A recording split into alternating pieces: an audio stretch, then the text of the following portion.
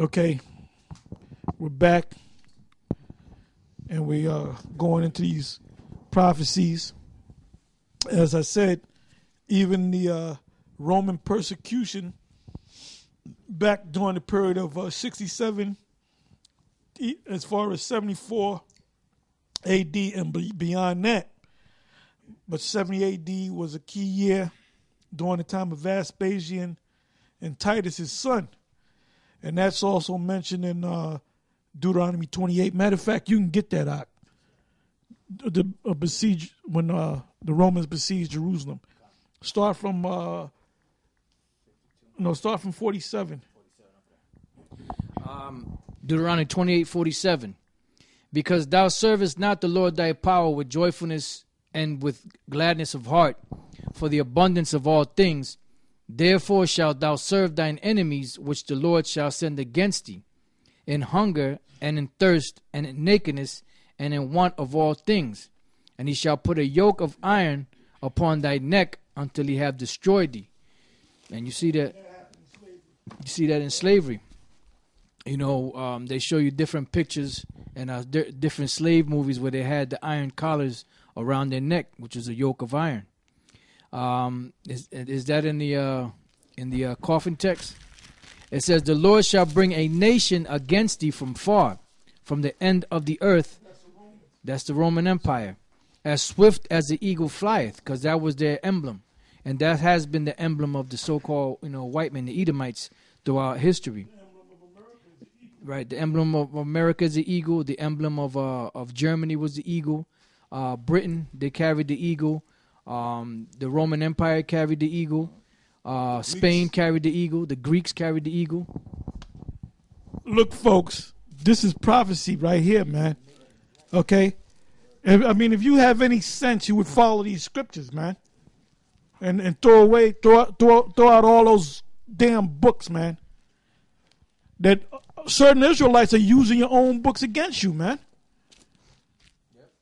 It says, "The Lord shall bring a nation against thee from far, from the end of the earth, as swift as the eagle flieth, a nation whose tongue thou shalt not understand." Because when the Romans came, and America, when the Romans came, they were speaking the Latin, and then during the times of America, they were speaking English and different other languages that we didn't understand, so that's a prophecy right there.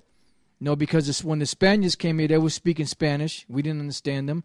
When the Dutch and the British and all them were bringing Jake over here in slavery, they didn't understand the English language or the Dutch language, It says a nation of fierce countenance, because that's how the Romans came. They came in fierce countenance. That's why they were feared. That's why the scriptures compared them to iron. The metal that described the Roman Empire was iron, because iron is the strongest of all metals. So once they found out about iron, that was it. You didn't make weapons out of other metals unless it was just something that you had at home. Yeah, in Psalms 22, King David spoke of the Roman armies or the military as lions, man. The bulls of Bashan. It says, a nation of fierce countenance, which shall not regard the person of the old, nor show favor to the young. And they didn't. They didn't show favor to the old or young. When you go back in the history, you see the women would get beat, put to death. The men would get beat, put to death. Children, were hung. They were chopped up. Their heads were cut off. They were cut out of their mother's stomach. The Spaniards or the Romans or whoever it was, they were doing a lot of wickedness, to Israel. That's right, man. And they didn't give a damn if you were old or young. If you was an old man or old woman, they still put the same hell on you as they would a young man or a young woman or even a child. It says, and he shall eat the fruit of thy cattle and the fruit of thy land, and until thou be destroyed. And that's what happens. You just basically was a perpetual slave. It says, which also shall not leave thee either corn, wine, or oil, or the increase of thy kind, or flocks or of the sheep, verse 51, until he have destroyed thee. And that's how the devil is. He takes everything. He can't be satisfied with just having a cut. He has to take everything from you until you were destroyed, destructured, brought down. And now we're getting into the part of the siege in Jerusalem that took place during the, as they call him, the Neronian rule, which was Nero, all the way up into Vespasian, Titus, Domitian, in those times. And the one fortress that was built by Herod as to escape in case anything happened, that was one of the last strongholds that were left for Israel to stand against the Romans. That was the last stand, which was around 74 AD, which they call Masada, which was built on the top of a mountain. It says, and he shall besiege thee in all thy gates. And this is the reason why the Hebrews were eating their babies. All right, there were sieges that were set up, and that's why they were eating their babies. Which come to find out, some of them other Hebrews that's debating y'all brought out how the Egyptians were committing cannibalism and all that stuff. It says, and he shall besiege thee in all thy gates until thy high and fenced walls come down. And that's what happened.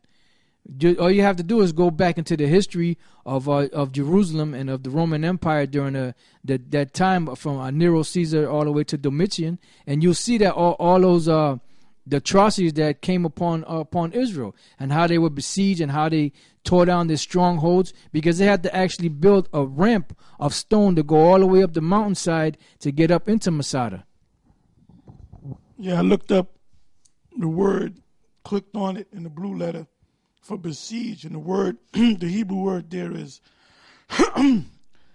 tazarar, and it means to bind, be narrow, be in distress, make narrow, cause distress, besiege, be straightened, which means hard, to bound, to bind, tie up, like the concentration camps. That's besieging somebody. You put them in a narrow space where people are on top of each other and fights break out, and you do desperate things. Shut up, to be scant, be cramped, be in straits, to be bound, be tied up. Couldn't go nowhere. To make narrow for, cause distress to, press hard upon, to suffer distress, to show hostility toward. Oh, somebody give me, was that Matthew's, Matthew's 11 and 10, I think it is. To show hostility toward, vex, to show hostility toward, treat with enmity, vex, harass, vexer, harasser. This is the book of Matthew chapter 11 verse 12. It says, and from the days of John the Baptist until now, the kingdom of heaven suffereth violence, and the violent take it by force.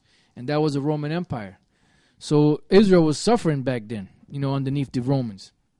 Even though they let them keep their own religion, but there was times where they were being persecuted, and especially during the time of Nero and on. That's really because that was a prophecy that was written in the book of Deuteronomy, the 28th chapter, of things that were going to come to pass.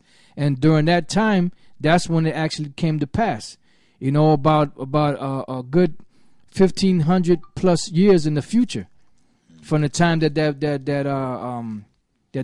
prophecy was written. So that was that besieging of Jerusalem. That's when it took place. During the from around 64 to about 74 AD in that time period. A little before that and a little beyond that. It says back in Deuteronomy 28 in the middle of 52.